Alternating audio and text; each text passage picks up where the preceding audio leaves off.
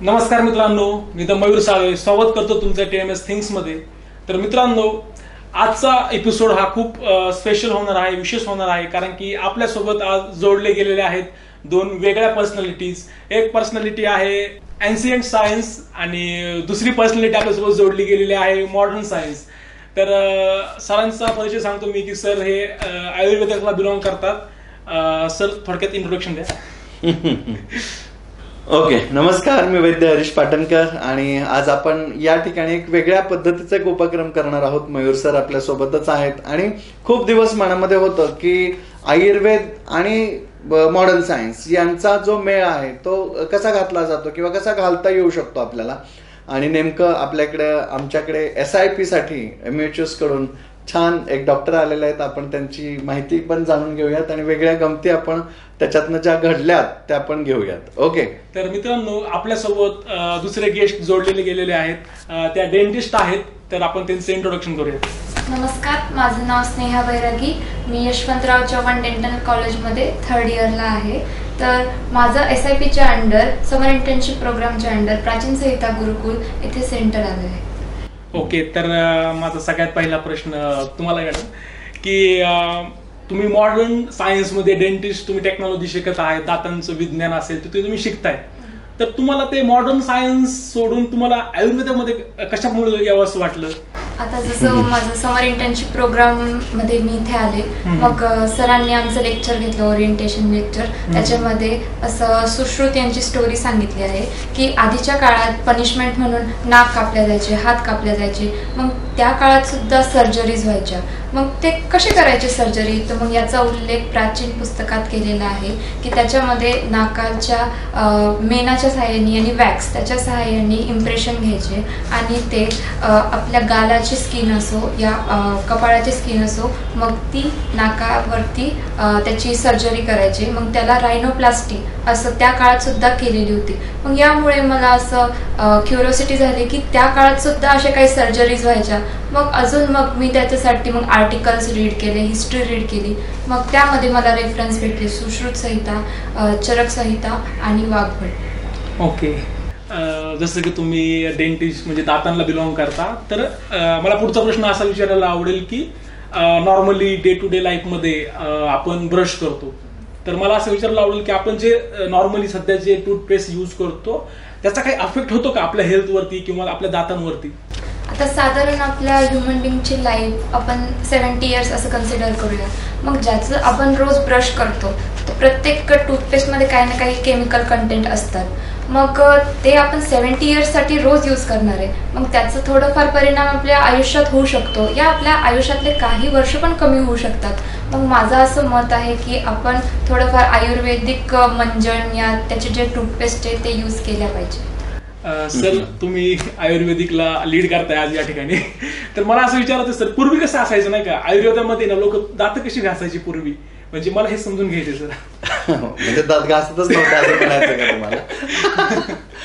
असं काय झालेलं आहे आता की म्हणजे पूर्वी समजा कोळशाने दात घासत असतील तर आता चारकोल टूथपेस्ट आली. ओके, तेच फक्त ब्रँडिंग वेगळं झालं, पॅकिंग वेगळं झालं. कोळसा फुकट मिळत होता, राख फुकट मिळत होती. आज चारकोल टूथपेस्ट कमीत कमी 2000 रुपये किलो तुमची जायला लागली. म्हणजे कोळशाचे 2000 रुपये बनवायला लागले.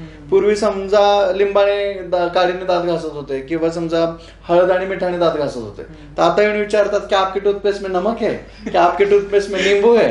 ओके, म्हणजे त्याच गोष्टी फक्त वेगळ्या वेस्टर्नामध्ये वेगळ्या पॅकिंग मध्ये आल्या ना की लोकांना भारी वाटायला लागतं. खरं तर ओरल हायजीन ही आधी खूप चांगली होती. आणि किंबहुना स्टार्टिंगला जर तुम्ही आयुर्वेदात बघाल तर आयुर्वेद अर्कणे ग्रोध खदिर करंज कुकुभाधिकम प्रात भुक्त्वाच मुद्वग्रम कषाय कटू तिक्तकम असं सांगितलंय. म्हणजे त्याचा रस सांगितलाय, कषाय कटू आणि तिक्त रस हा पाहिजे दात घासण्यासाठी, की जेणेकरून आपल्या जिभेवरती एक छान चव मॉर्निंगला तयार झाली पाहिजे. सगळा जो जिभेवरती आलेला थर आहे तो पण निघून गेला पाहिजे.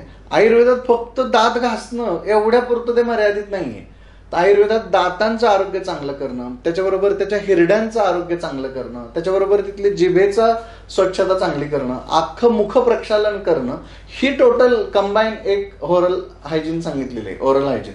त्याच्यामध्ये मग गंडूश विधी पण आहे, त्याच्यामध्ये नावण विधी आहे, कवल विधी आहे. ओके, अशा सगळ्या छोट्या छोट्या विधींचं मिक्सचर म्हणून दंतधावण ही पद्धत आहे. आणि त्याच्यात भक्षय दंतपवणम म्हटलंय, म्हणजे सकाळी सकाळी दंतपवनाचं म्हणजे दातातल्या आतल्या वायूचं भक्षण करायचं, तो वाढवायचा नाहीये.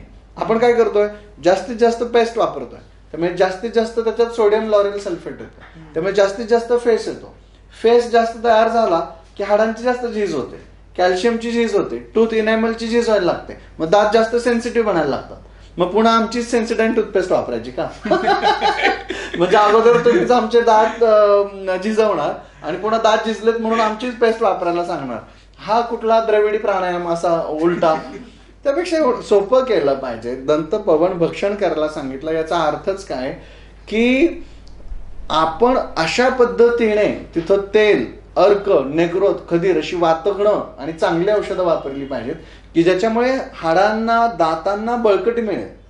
दातांना बळकटी असणारी टूथपेस्ट असली पाहिजे का दातांना झिजवणारी टूथपेस्ट असली पाहिजे? काय हो डेंटिस्ट, तुमचं काय मत आहे? बरोबर आहे, दाताला स्ट्रॉंग करणारीच टूथपेस्ट आपल्याला वापरावं लागेल. बरोबर, म्हणजे आपली जी टूथपेस्ट आहे ही दातांना बळकट करणारी, हिरड्यांना बळ देणारी, तिथला दंतपवन कमी करणारी असली पाहिजे, ना की दातांना झिजवणारी, टूथ इनॅमल खराब करणारी अशी असता कामा नये.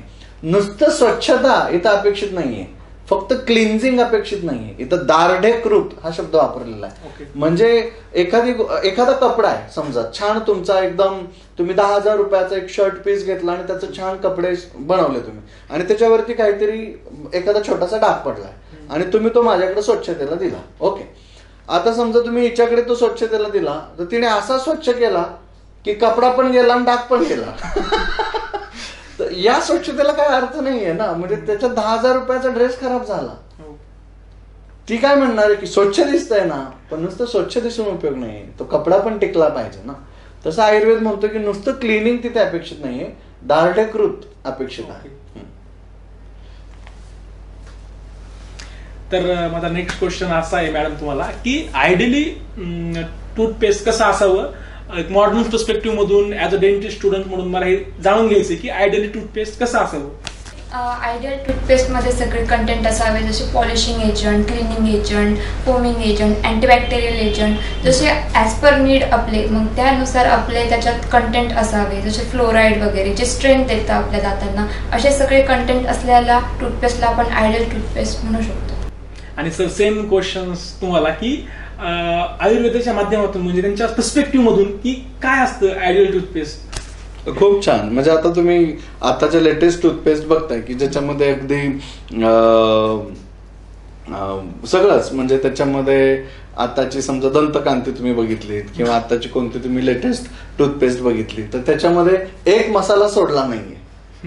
सगळेच म्हणजे जणू काही उद्या पुलाव बनवायचा असेल तर सगळे त्यातले मसाले काढले आणि नुसती पेस्ट टाकली तरी पुलाव बनेल की काय. तर हा कन्सेप्ट नाहीये आयुर्वेदाचा. म्हणजे जाहिराती करणारे खूप चुकीच्या पद्धतीने त्यांचा प्रोडक्ट सेल करण्यासाठी मग तुमच्या टूथपेस्टमध्ये लिंबू पण आहे का, नमक पण आहे का, हळद पण आहे का, लवंग पण आहे का, वेलची पण आहे का, ओवा पण आहे का, असं सगळं करून त्यांनी त्यांचा पुलाव तयार केलेला आहे. तसा अपेक्षित नाहीये आयुर्वेदाला. आयुर्वेदाने स्पष्ट आणि क्लिअर गाईडलाईन दिलेल्या आहेत. अर्क, नेग्रोध, खदीर, करंज, कुकुभाधिकम, प्रातभुक्त्वाच मुद्वग्रम, कषाय, कटुतिक्तकम, आणि गाईडलाईन्स नुसत्या क्लिअर नाहीये, तर त्याच्या पाठीमागचा अर्थ सुद्धा जो आहे तो अत्यंत स्पष्ट आहे की आपल्याला दातांचं दार्ढ्यकृत म्हणजे दात चांगले कठीण झाले पाहिजेत, मजबूत झाले पाहिजेत. ओके, आताचा ऊस सोलायला येत नाही लहान मुलांना, त्यावेळी अक्रोड फोडायचे दातांनी. ओके, म्हणजे त्याची शक्ती जी आहे ना ती मेंटेन राहिली पाहिजे. हिरड्यांना बळकटी मिळाली पाहिजे. ओके, जिव्हा निर्लेखन म्हणजे दाताची स्वच्छतेबरोबरच जिभेची स्वच्छता त्या ठिकाणी झाली पाहिजे. आणि कवल आणि गंडूष धारण या दोन ऍडिशनल टर्म सांगितलेले आहेत. हे सगळं क्लिनिंग झाल्यानंतर एक, जसं आता मॅडमनी खूप छान सांगितलं की त्याच्यात फोमिंग एजंट असावा, त्याच्यात क्लिनिंग एजंट असावा, त्याच्यात क्लिन्झिंग एजंट असावा. तशीच आहेत. ह्या पाचही गोष्टी या परिपूर्ण एक तो ओरल हायजीनचा पार्ट आहे आयुर्वेदामध्ये, की ज्याच्यात दातांची स्वच्छता, हिरड्यांची स्वच्छता, जिभेची स्वच्छता, मग एकूणच मुखकुहराची स्वच्छता, त्यानंतर नासिकेची स्वच्छता, ह्या सगळ्या स्वच्छता मिळून तो एक सकाळचा मुख प्रक्षालनाचा विधी ज्याला आपण म्हणू तो तयार होतोय. आता ते फक्त मी ते संस्कृत मधून सांगितलं की तुम्हाला ते काय सांगतायत असं होतंय, खूप जड होतंय ते. आणि तीच गोष्ट आपण थोडीशी इंग्लिश मधून ऐकली की ते आपल्याला सोपी वाटते. जसं की आता आपण खूप साऱ्या केमिकल सांगितले टूथपेस्ट मध्ये, तर मला त्यालाच क्वेश्चन विचारायचं की त्या केमिकलचा आपल्या दातांच्या हेल्थवरती काय अफेक्ट होतो का? हो, आता प्रत्येक टूथपेस्ट मध्ये केमिकल काही ना काही असतातच. मग त्याच्यात एक मेन म्हणजे सोडियम लॉरेल सल्फेट हा एक हार्मफुल सबस्टन्स आहे जे टूथपेस्ट मध्ये केमिकली असतो.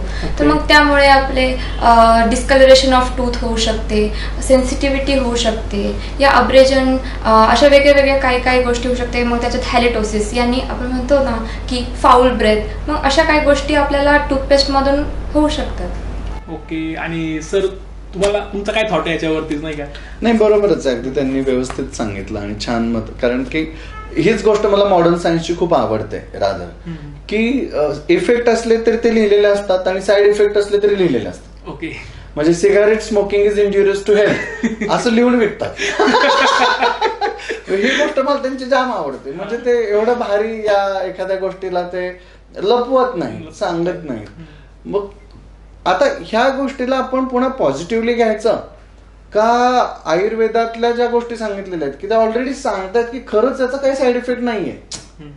म्हणजे एका बाजूला आपण अमृत विकतोय ज्याचा काही साईड इफेक्ट नाहीये, आणि दुसऱ्या बाजूला आपण सांगून विष विकतोय, बरोबर की नाही, की याचा साईड इफेक्ट आहे. तर मला असं वाटतं की लोकांनी थोडंसं आपण म्हणजे आता आपला हा जो प्रयोग आहे हा सुद्धा जागृतीसाठीच आहे. म्हणजे याच्यात कुठे मॉडर्नची ना आयुर्वेदाची भांडणं आहेत असं मी म्हणत नाहीये.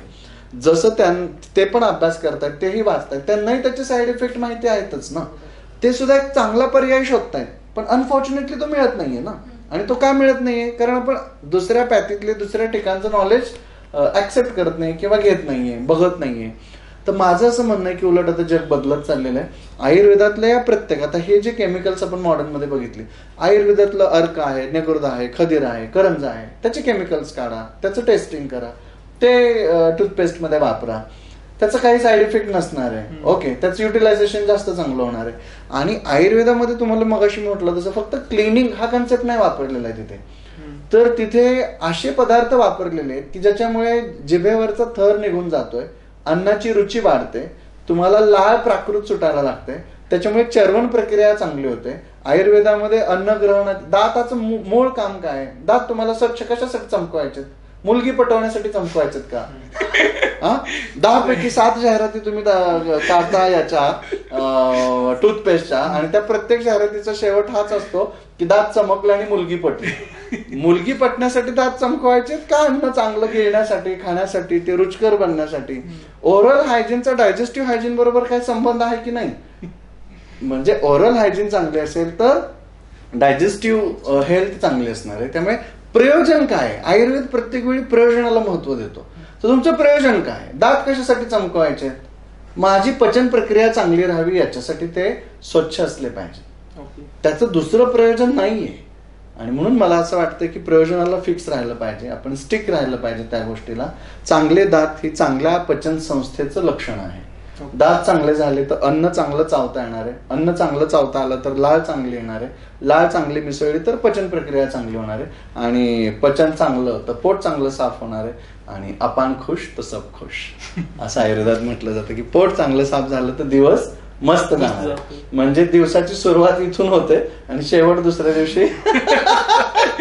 त्यामुळे या हेल्थला खूप महत्व जातं. नॉर्मली आपले दात दुखत असतील, पेन करत असतील, तर मॉडर्न डेंटिस्ट्रीमध्ये तुम्ही कसा उपचार करता किंवा कसे मेडिसिन तुम्ही देता? तर की मला विचारायचं की जर आपलं दात वगैरे दुखत असेल तर तुम्ही कशी ट्रीटमेंट करता मॉडर्न डेंटिस्ट्रीमध्ये? आपल्याकडे तसे बरेच ड्रग्स आहेत जे आपण पेशंटला रेफर करतो. मग त्याच्यात non steroidal anti inflammatory drug असतील, मग अॅनाल्जेसिक, अँटी एच पायलोरिक, असे वेगवेगळे टाईप्सचे आपण ड्रग्स रेफर करतो पेशंट्सला. मग त्याच्यामध्ये आपण मोस्टली इबुप्रोफेन असेल, ॲमॉक्झिसिलिन असेल, झेरोडॉल ट्रामाडॉल असेल, डिसायक्लोफेनाक असेल, अशा वेरियस प्रकारचे आपण ड्रग्स या मेडिसिन्स आपण पेशंटला देतो. सर, आता जे मॅडमनी नाव घेतले ते माझ्या डोक्याच्या वरूनच गेले, खूप जड झाले मला. तुम्ही ना मला थोडं सोप्या भाषेत समजून सांगा, आयुर्वेदाच्या भाषेमध्ये जर दाढ दुखत असेल किंवा दाताचे कुठलाही आजार असेल तर आपण कशा प्रकारे ट्रीटमेंट करू शकतो? मुळातच आपली भारतामध्ये 80% जनता ही खेडेगावात राहते, 20% जनताची शहरांमध्ये राहते. हे तर सत्य आहे. बरोबर. या खेड्यामध्ये पण राहणाऱ्या 80% जनतेमध्ये गोड पदार्थ खाल्ल्यानंतर किंवा काहीतरी घरात एखादं फंक्शन झाल्यानंतर दात न घासता झोपल्यामुळे रात्री 12-1 वाजता दात किंवा दाढ दुखायला लागते आणि ठणक सुरू होतो आणि मग त्यांना डॉक्टर आठवायला लागतात. आता ना तिथे मॅडमने आता खूप छान हे गुड पेन किलर्स आहेत की जे त्यांनी सांगितले आणि नो डाऊट की ते बेस्टच आहेत. म्हणजे मला त्याबद्दल काही म्हणायचंच नाही की ते बेस्टच आहे, ते इमर्जन्सी एक ट्रीटमेंट आहे. पण 80% लोकांना गावाच्या ठिकाणी रात्री 12 वाजता ही दाढ दुखत असताना हे अवेलेबल नाहीये. अवेलेबल नाहीये. बेस्ट आहे, एखादा सोन्याचा चाकू असतो, खूप सुंदर आहे, पण मारून घेणार का?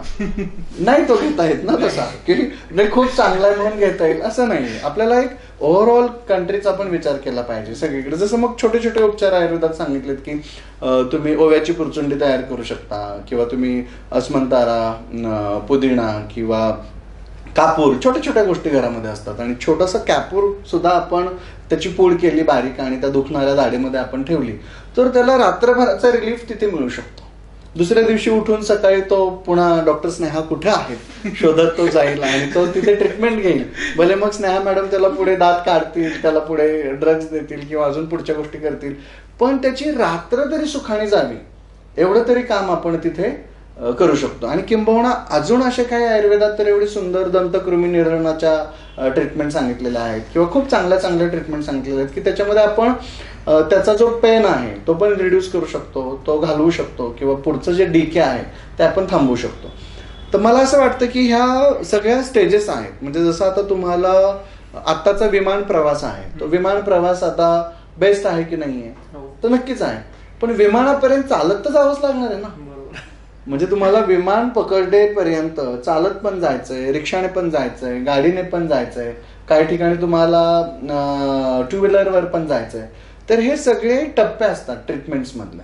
ओके, तसंच ह्युमन हेल्थमध्ये सुद्धा म्हणजे दात किडू नये म्हणून जीवनशैली उत्तम ठेवायला आयुर्वेदाने काय हरकत आहे, त्याच्या गोष्टी सांगितलेल्या आहेत त्या आपण वापरल्याच पाहिजेत. मग त्याच्यानंतर थोडासा पुढचा टप्पा की अगदी थोडे किडलेच किंवा रात्री अपरात्री दुखायलाच लागले तर अगदी सुरुवात आहे, काय करता येईल. तर असे छोटे छोटे जे उपचार सुंदर सांगितलेले आहेत ते केले पाहिजेत. त्याच्यापेक्षा जास्त त्रास होऊ लागला तर नो डाऊट आता मॉडर्न डेंटिस्ट्री एवढी सुंदर आणि पुढं हे फील्ड गेलेलं आहे तर त्याच्यातले लगेच पुढचे उपचार आपण केले पाहिजेत. म्हणजे अजून फर्दर आपण सगळे कशासाठी आहोत, रुग्णाच्या आरोग्यासाठी आहोत. तर त्याची हेल्थ ही प्रायोरिटी आपण सगळ्यांनी ठेवली पाहिजे आणि सगळ्यांना त्याच्यात कसं गुंफता येईल. म्हणजे फक्त 20% कम्युनिटीसाठी आज आम्हाला भीती वाटते डेंटिस्टकडे जायचं म्हटलं, एवढी फी असते बघा तुम्ही कुठल्याही डेंटिस्टकडे जाऊन. मग तशी भीती जनसामान्यांना नाही वाटली पाहिजे ना. 20% जनताच फक्त पैसे देऊन त्या लेवलच्या सर्व्हिसेस घेऊ शकतात, राहिलेल्या 80% जनतेने जगायचंच नाही का. म्हणजे आपण सगळ्यांचा विचार करून काहीतरी मेडिकल फील्ड म्हणून एकत्र काम केलं पाहिजे, एकत्र बघितलं पाहिजे या गोष्टींकडे असं वाटतं. तर नॉर्मली आताच्या काळामध्ये नॉर्मली आपण पाहतोच की तरुणांमध्ये आणि सर्वांमध्ये फास्ट फूड खाण्याचं प्रमाण खूप वाढलं आहे. ऑइली फूड असतील किंवा जंक फूड असतील. तर स्पेसिफिकली दातांवरती आणि आपल्या बॉडीवरती, शरीरावरती काय परिणाम होतो आणि याच्यावरती केली जाणारी ट्रीटमेंट आयुर्वेदामध्येही आणि डेंटिस्ट म्हणून मॉडर्न तुमच्याकडे जे आहे टेक्निक त्याच्यामध्येही मला समजून घ्यायला, जाणून घ्यायला आवडेल. आताच्या काळात कॅव्हिटीचे खूप जास्त प्रमाण वाढले आहेत.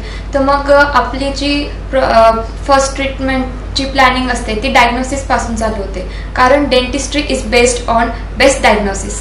मग त्याच्यामध्ये पहिले आपण ते डायग्नोसिस करतो, त्याचे एक्सरे काढतो, मग त्याच्यामध्ये बघतो की ती जी कीड आहे ती कुठपर्यंत गेलेली आहे. मग त्याच्यावरनं आपण वेगळे वेगळे ट्रीटमेंट्स करतो. जसं जास्त खाली ती कीड पोचली असेल मग त्याचं रूट कॅनल ट्रीटमेंट करतो. लहान मुलांमध्ये पल्पेक्टॉमी, अशा वेगळ्या वेगळ्या आपण ट्रीटमेंट्स काही करतो.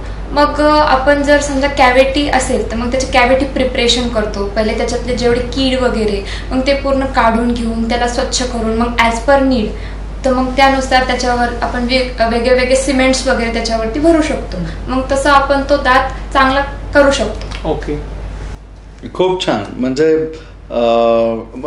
इनफॅक्ट स्नेहा, मी माझं सुद्धा जेव्हा माझ्या मित्राने आरसी केलं, माझा खूपच दात दुखत होता आणि मग त्याची ट्रीटमेंट करावी लागली. आणि तुझ्यासारखेच एक माझे चांगले फ्रेंड आहेत की त्यांच्याकडे मी गेलो आणि मग त्यांनी माझं हे सगळं तू आता जे सांगितलं त्या पद्धतीने कॅव्हिटी क्लिनिंग केलं, मग फिलिंग केलं, मग सिमेंट भरलं त्याच्यामध्ये आणि मग त्याच्यानंतर कॅप बसवली प्रोटेक्शनसाठी आणि मला पाठवलं.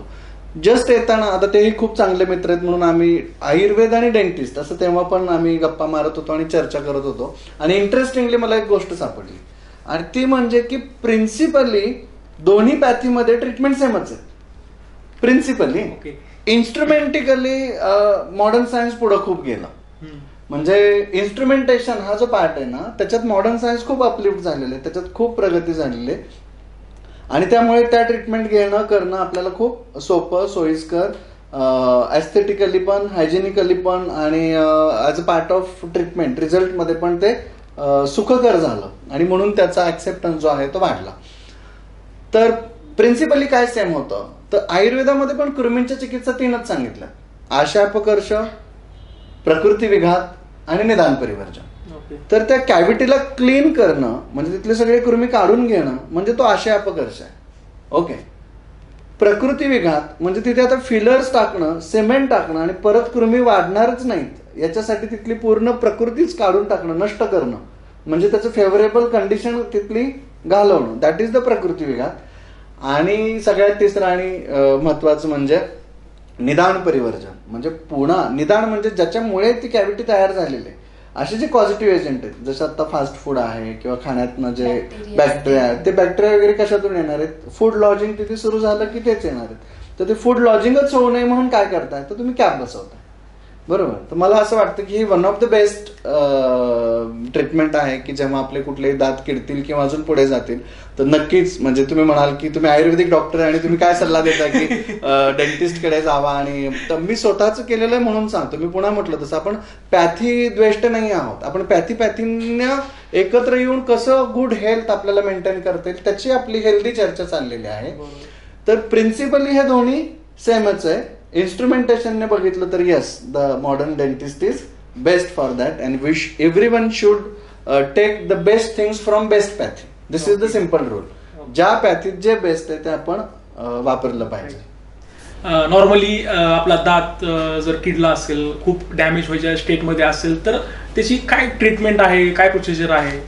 आता जास्त जर खराब झाला असेल तर आपल्याला तो दात काढावाच लागेल. मग त्याच्यासाठी सगळ्यात पहिले जसं मी आधी म्हणलं, डायग्नोसिस इज मस्ट. मग त्याच्यानंतर आपण पेशंटची सगळी मेडिकल हिस्ट्री घेतो, यात त्यांना कोणता मोठा आजार आहे का, पेशंटची पास्ट डेंटल हिस्ट्री घेतो की त्यांनी कोणते डेंटल प्रोसिजर आधी केले आहे का, कारण हे पण अफेक्ट करू शकतात आपल्या पुढच्या प्रोसिजरवरती. मग त्याच्यानंतर त्यांचं ब्लड प्रेशर वगैरे चेक केले जाते. मग त्याच्यानंतर आपण जो एरिया आपल्याला ट्रीट करायचा आहे मग त्या एरियाला प्रॉपर ॲनेस्थेटाईज करून मग प्रोसिजर कॅरी आउट केलं जातं. Okay sir, what's your thought on this? नाही, खूप छान. म्हणजे मॉडर्न मध्ये जसा एक सिस्टमॅटिकली त्याचं पूर्ण अनालिसिस करून मग तो जो डिके झालेला किंवा जो आता आउट ऑफ यूज आहे असा जो दात आहे किंवा दाढ असेल जी काढून टाकली जाते, तसंच म्हणजे ते दात काय आता आलेले नाहीये. आता हे सायन्स 150-200 वर्षाचं आहे. हा प्रॉब्लेम 5000 वर्षांपासून आहे. त्यामुळे पूर्वी पण अशा काही मेथड्स होत्या की ज्याच्यामुळे तो खूप त्रास न देता तो दात काढून टाकला जात होता. तर ते नक्कीच ऐकणं पण आणि करणं पण इंटरेस्टिंग आहे. आम्ही आमच्या प्राचीन संहिता गुरुकुलमध्ये असेच आयुर्वेदातले जे डेंटिस्ट आहेत, म्हणजे जे परंपरेने आयुर्वेदातल्या फक्त दातांवरतीच काम करतात, असं त्यांना बोलवलं होतं. आणि तुला हे ऐकून इंटरेस्ट येईल किंवा आश्चर्य वाटेल स्नेहा, तर त्यांनी काही असे वेगवेगळे बंध, त्याला आयुर्वेदात बंध हा शब्द आहे, त्याला आपण मॉडर्न सायन्समध्ये नर्व ब्लॉकेजेस असं म्हणू शकतो. ओके. तर त्यांच्याकडे अशा काही टेक्निक्स आहेत की उदाहरणार्थ असे या 2 बोटांनी इथे कुठेतरी दाबलं की ते तुला आता जास्त माहिती चांगलं असेल की त्या नर्व ब्लॉक होतात, इकडे दाबलं की इथल्या नर्व ब्लॉक होतात, इकडे कुठे दाबलं तर कुठल्या, म्हणजे कुठे प्रेशर दिल्यानंतर कुठल्या नर्व ब्लॉक होतात त्याची त्यांना एकदम पक्की माहिती होती. आणि त्यामुळे त्यांनी काय केलं होतं की एक आपलं बँडेज सारखी स्ट्रीप असते ना, तशी सिंपल स्ट्रीप त्यांनी क्रिएट केली होती आणि ती वेगवेगळ्या पद्धतीने बांधून असं असं असं ते टाईट करायचे आणि त्याचं वर्णन अजूनही सुश्रुत संहितेत आहे. ते सगळे बंध तुम्हाला वाचायला मिळतील आणि ते बंद करून जर तुम्ही दात काढला तर पेशंटला लिटरली कळतच नाही त्याला काहीही पेन होत नाही, पेनलेस. माझ्याकडे त्याचे व्हिडिओज आहेत, तुम्ही ते व्हिडिओज बघू शकता. आपल्याच गुरुकुलमध्ये ते आले होते आणि त्यांनी हे केलं. तर मला असं वाटतं की ह्या ज्या गोष्टी आहेत ना, ह्या गोष्टी पण एक्सप्लोअर झाल्या पाहिजे. ओके. आता हे करणारे लोक कमी राहिलेले आहेत म्हणून ते आपल्याला आयुर्वेदात नाहीच आहे असं वाटतं. तर तसं नाहीये. 5,000 वर्षांपासून हा प्रॉब्लेम आहेच आहे ना. म्हणजे त्याच्यावरती सोल्युशन होतं. फक्त जशी जशी आपण लेटेस्ट गोष्टी येत जातात तसा ऍक्सेप्टन्स वाढत जातो आणि जुन्या गोष्टी मागे पडतात. पण जुनं ते सगळंच टाकाऊ नसतं मित्रांनो आणि नवं ते सगळंच घेण्यासारखं पण नसतं. दोन्हीतलं पण जे योग्य आहे. म्हणजे आता नवीन फास्ट फूड आहेत, खाणार का तू रोज? नाही ना. म्हणजे नवीन असलं तरी आपण काय नाही घ्यायचं ते आपणच ठरवलं पाहिजे आणि जुनं असलं तरी आपण त्यातलं चांगलं ते काय घ्यायचं ते पुन्हा आपणच ठरवायचं आहे. म्हणून जुनं सगळंच टिकाऊ नाहीये, टाकाऊ नाहीये आणि नवं सुद्धा सगळंच टिकाऊ किंवा टाकाऊ नाहीये. दोन्हीतलं जे जे चांगलं आहे ते आपण घेतलं पाहिजे. तसं पूर्वी हे खूप छान पद्धतीने आयुर्वेदिक मेथडने नर्व ब्लॉक करून, त्याला मर्म असं म्हटलेलं आहे ग्रंथामध्ये, आणि त्या मर्मांचं बंधन करून किंवा त्या मर्मांना काही मर्मांना ऍक्टिव्हेट करून बरोबर ते दात आपल्याला काढता येतात. मला याच्या रिलेटेड एक सेम क्वेश्चन विचारायचं आहे ऍक्च्युली. जसं की सर तुम्ही नॉर्मली पेशंटची काय करता, नाडी चेक करता, तपासता, तर हे काय विज्ञान आहे ना का? सामान्य माणसाला माहित नाही की एक साधी हातावरची नाडी चेक करून 2 मिनिटं शांत ऑब्झर्व करून तुम्हाला याच्याबद्दल काय समजतं किंवा त्याच्या पाठीमागचं विज्ञान काय, मला हे समजून घ्यायचं ऍक्च्युली.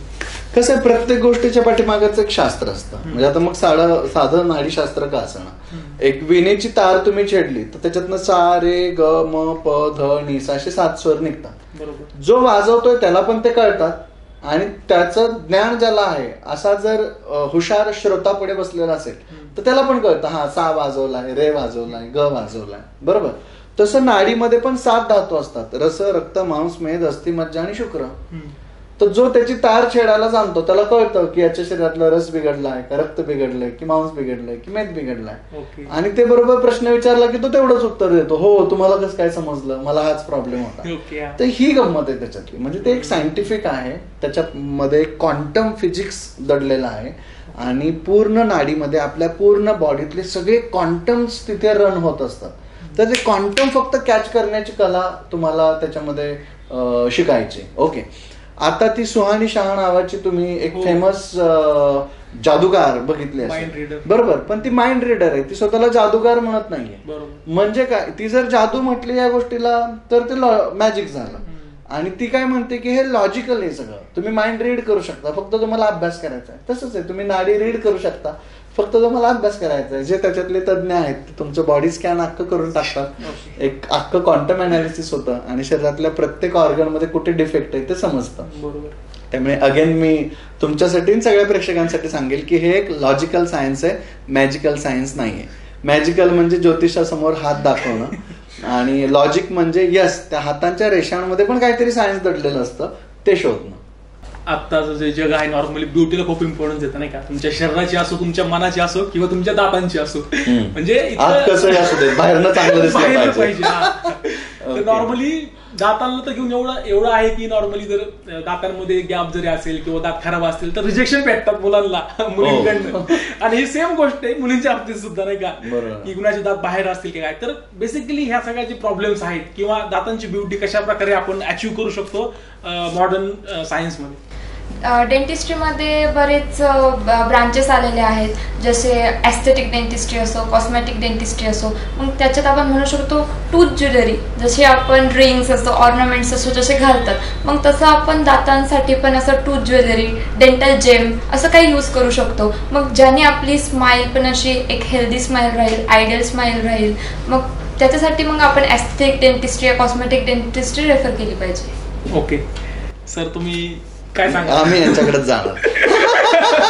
असं काय सुंदर, कारण शेवटी कसं की सौंदर्याचा जो विषय आहे, मी मगाशीच म्हटलं होतं तसं आयुर्वेदाचं प्रयोजन फिक्स आहे की म्हणजे काहीतरी चांगलं करायचं असेल, त्यातलं आरोग्य सुधारायचं असेल तर नो डाऊट की म्हणजे चरक स्वतः असं म्हणतात बरं का की धातू साम्य क्रिया शकतात तंत्रस्य असे प्रयोजन, म्हणजे तिथे चांगलं करणं, धातू चांगला करणं हे आमच्या तंत्राचं प्रयोजन आहे. आणि तिथे काही सर्जिकल करायचं, तिथे काही अस्थेटिक करायचं, तिथे काही जेम बसवायचं आहे, ज्वेलरी बसवायची, तर तत्र धन्वंतरिणाम अधिकारा. म्हणजे 5 वर्षापूर्वी this is not belongs to my field हे एवढं स्ट्रॉंगली सांगणं, मला वाटतं आपण ती गोष्ट त्यांची अप्रिशिएट केली पाहिजे ना, की they know what I have to do and what not to do. आणि त्याच्या लाईन अगदी त्यांनी क्रिस्टल क्लिअर आखलेल्या आहेत. मग त्यावेळी सुद्धा तुम्हाला ऐकायला आश्चर्य वाटेल, त्यावेळी दंतविशारद वेगळे होते, त्यावेळी वायू विशारद वेगळे होते, काय बाल ग्रह ऊर्ध्वांग शल्य दंष्ट्रा जरा वृषण अशा त्यावेळी त्यांनी वेगवेगळ्या ब्रांचेस करून ठेवल्या होत्या. आणि मग त्यातले जे दंतविशारद असायचे ते वेगवेगळ्या पद्धतीने, म्हणजे आता गावाकडे तुम्ही बघता की काही लोक काही गोष्टी विकायला येतात तर त्यांचे दात एकदम काळे कुट्ट असतात पण एकदम स्ट्रॉंग असतात, काहींचे अत्यंत चमकतात, ते एक वेगळं सौंदर्य असतं. किंवा काही ठिकाणी त्याच दातांसाठी काही वेगळ्या सौंदर्य चिकित्सा ग्रंथामध्ये वापरलेल्या आहेत, त्याच्यामध्ये गंध चिकित्सा पण वापरलेल्या आहेत. तर त्या गोष्टींचा मला वाटतं उपयोग करून घेतला पाहिजे. तो एक लिमिटेड असेस पर्यंत तो उपयोग आयुर्वेदातून पण करून घेतला पाहिजे. आणि जो हायेस्ट आहे म्हणजे जिथे अगदी त्याचं टेक्स्चर चेंज केलं जात आहे, तिथे क्लिपिंग केल्या जात आहेत, त्याला एका ठिकाणी एका रेषेत सगळ्या दातांना छान आणलं जातं, ज्या फटी पडलेल्या आहेत त्या जुळवून दिल्या जातात. तर त्याच्यासाठी नो डाऊट की आत्ताची जी मॉडर्न पॅथी आहे त्याच्यामध्ये जाऊन आपण ते उपचार केले गेले पाहिजेत. शेवटी आरोग्य जे आहे हे सर्वांगीण आरोग्य जेवढं आपण करणार त्याच्यासाठी जसं सगळेच लागतात सोबत घरामध्ये, म्हणजे घराला घर पण कधी येतं तर तिथे आई वडील पाहिजेत, भाऊ बहीण पाहिजेत, तुमची बायको पाहिजे, मुलं पाहिजेत, हे सगळेजण सोबत असतील तर ते घराला घर पण आहे ना.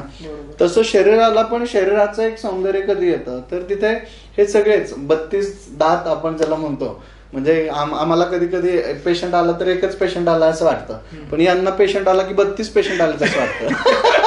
बरोबर. ओके, तर ते सगळंच सौंदर्य सगळेच एकत्र पाहिजे, छान पाहिजे, तर ती हेल्थ जी आहे ना ती छान होणार आहे. म्हणून तो ऍस्पेक्ट आहे की आपण त्या एकाच गोष्टीला किती अँगलने बघतोय.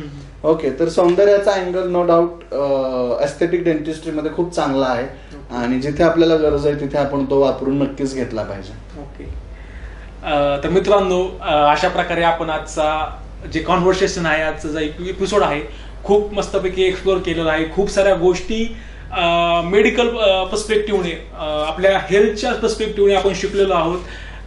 तुम्ही म्हणजे मॅडम सोबत सुद्धा बोलून खूप साऱ्या गोष्टी मला माहित झाल्या आणि सरांसोबत सुद्धा खूप गोष्टी शिकायला भेटल्या. Thank you so much for this episode, for this time. Thank you Mayur sir.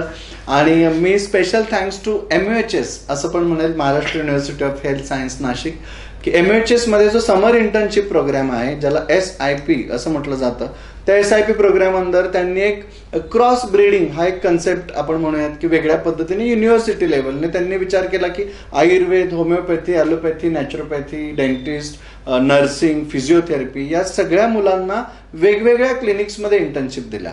आणि त्याच्यातूनच आमच्याकडे छान डेंटिस्ट मधून डॉक्टर स्नेहा आल्या, त्यांनी छान पद्धतीने इथल्या आयुर्वेदात डेंटिस्ट मध्ये काय चालतं ते बघितलं, प्लस आमच्याकडे एवढे बाकीचे फील्डमधले विद्यार्थी आहेत त्यांना त्यांनी मॉडर्न डेंटिस्ट्री सांगितली. आणि त्याच्यामुळे जे क्लबिंग झालं, एकमेकांच्या शास्त्राबद्दल असलेला जो अज्ञानामुळे असलेला जो छोटासा आपण म्हणूयात काय म्हणूयात की अज्ञानामुळे आपल्याला बऱ्याचदा पुढची पॅथीच माहिती नसते किंवा आपण ती जाणून घेतलेली नसते आणि त्याच्यामुळे आपल्या मनात काहीतरी संभ्रम तयार झालेले असतात. तर ते संभ्रम दूर होण्यासाठी नक्कीच दोन्ही पॅथींना या गोष्टीचा फायदा होईल असं मला वाटतंय. आणि लोकांचं आरोग्य जपायचं असेल तर सगळ्या पॅथींना एकत्र येऊन हेल्थ ही प्रायोरिटी ठेवली पाहिजे. आणि मी म्हटलं तसं आयुष्यात तुम्हाला विमान मिळालं म्हणून पायी चालण्याचं महत्व तुम्ही नाकारू शकत नाही. त्यामुळे प्रत्येक गोष्टीलाच एक महत्व असतं. मग पायी चालणं हे ओल्ड आहे, एन्शियंट मेथड आहे असं म्हणून प्रश्न सुटणार नाहीये. ओके, नाहीतर मग त्या जांभळाच्या झाडाखाली झोपलेल्या माणसासारखं होईल. मिशीवरती जांभळ पडलं तरी तो तोंडात खाण्याचे कष्ट घेत नाही आहोत. आणि असं करून आरोग्य मिळणार नाहीये. आरोग्य मिळवायचं असेल तर सगळ्याच गोष्टींचा सर्वांगीण आपल्याला विचार केला पाहिजे. आणि म्हणून once again thanks to MUHS and thanks to doctor Sneha Bairagi and thanks to Mayur sir. Thank you so much.